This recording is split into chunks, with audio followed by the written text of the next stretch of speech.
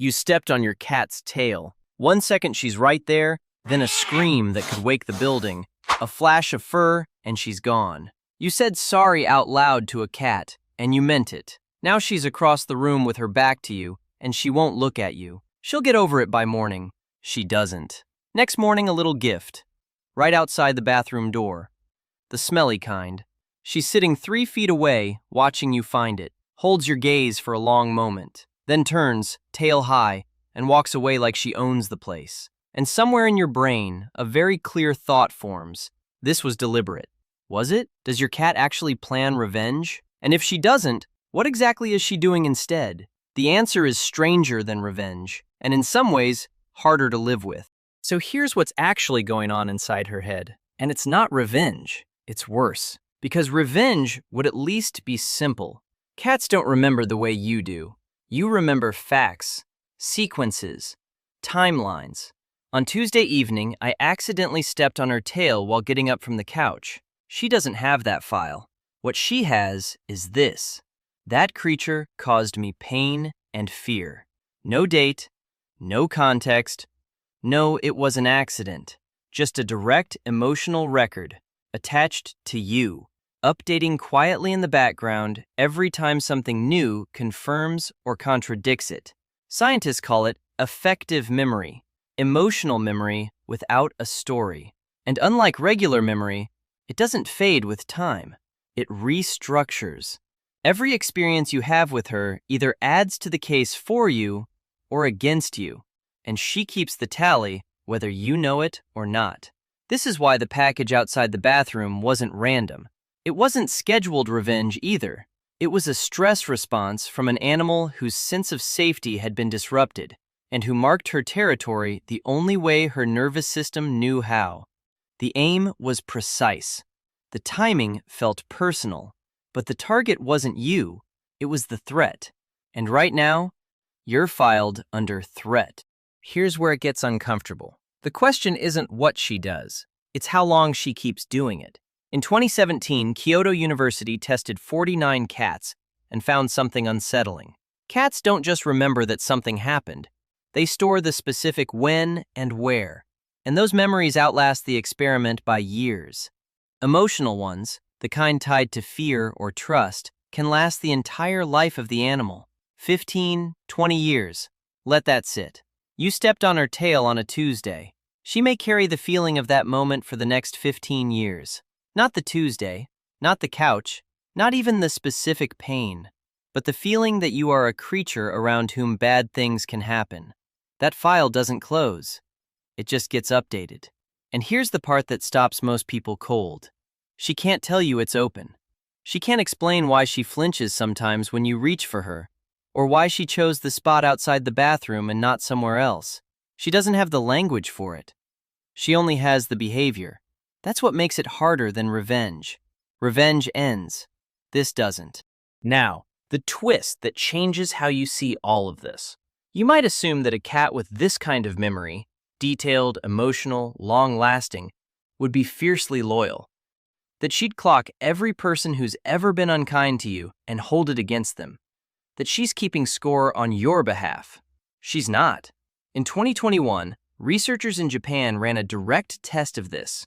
Cats watched as their owners struggled to open a container, then asked a nearby stranger for help. In one version, the stranger helped. In the other, the stranger refused. Afterwards, the researchers offered the cats food from both people. Dogs, when run through the same test, consistently avoided the unhelpful stranger. They tracked the social dynamic, made a judgment, and acted on it. The cats took food from everyone, equally, without hesitation. They didn't punish the stranger who ignored their owner. They didn't reward the one who helped. They simply didn't factor it in. She does not care about your social drama. At all. She's not your social bodyguard. She doesn't monitor how people treat you. She doesn't take your side in conflicts she wasn't directly part of. What she tracks, with that deep, lifelong, emotional precision, is only what she has personally experienced. What was done to her. What she felt. Nothing else makes it into the record. So don't expect her to glare at the friend who upset you last week. She wasn't there. It's not in the file. But here's the thing. And this is the part nobody puts together. That same animal, the one who won't defend your honor in a social dispute, who takes food from strangers without prejudice, who keeps her loyalty narrowly focused on her own direct experience, will throw herself at a dog twice her size if it grabs your child. In 2014, in Bakersfield, California, a neighbor's dog grabbed 4-year-old Jeremy by the leg and tried to drag him across his own driveway. The family cat, Tara, came out of nowhere, hit the dog at full speed, drove it off, chased it around the car to make sure it was gone, then turned around and came back to check on the boy. Tara wasn't a particularly large cat. The dog was a Labrador mix. She didn't hesitate. And Tara had never been trained for any of that. She just went. And Tara isn't alone. In Ohio, a cat named Boo screamed through the night until he woke the whole house. Carbon monoxide climbing toward lethal. He kept screaming until they were out the door, then collapsed. In Nottingham, a cat named Billy woke his owner in the dark. She couldn't move half her body. She was having a heart attack, and he got her up in time. None of these cats ran a moral calculation. None of them weighed the options. Something in their world was under threat, and they responded, with everything they had. She doesn't protect your feelings, she protects your life. And that distinction tells you everything about what kind of loyalty this actually is. Here's what puts all of it in context. Cats are the only large domestic animal that domesticated themselves. Dogs were selected. Horses were broken. Cats decided. About 10,000 years ago, when humans started storing grain, mice moved in. Cats followed the mice, and then they stayed. Nobody bred them for obedience. Nobody selected them for attachment. They walked in on their own terms, did the math, and concluded that this arrangement worked for them. She still knows that. Every behavior we've talked about, the cold shoulder, the bathroom surprise, the silence that lasts 3 days, it's not a defect. It's not drama. It's the behavior of an animal that never agreed to be tame, that agreed to be nearby, conditionally, on terms she set and has never renegotiated. The revenge isn't the point. The memory is. That effective memory, the one quietly filing everything you've ever done, right or wrong, works in both directions. Every morning you fed her at the same time. Filed. Every time you let her come to you instead of reaching for her. Filed. Every time you read the signal that said, "Not now," and actually stopped. Filed. Every quiet afternoon she spent near you without incident. Filed.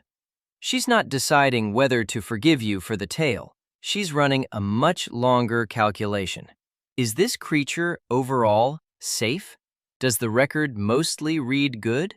There's a thing cats do when the answer is yes. They'll look at you and slowly close their eyes. Not sleeping, not distracted. In cat body language, closing your eyes in front of something means, "I am not afraid of you right now." It's the only gesture in their vocabulary that means completely, unconditionally safe. Not affection, trust. And for an animal that survived 10,000 years by never letting its guard down once, trust is the whole thing. She stepped on your tail too, in her own way. Got it wrong sometimes. Bit when she shouldn't have. Disappeared when you needed her. You stayed anyway. She noticed. That's in the record.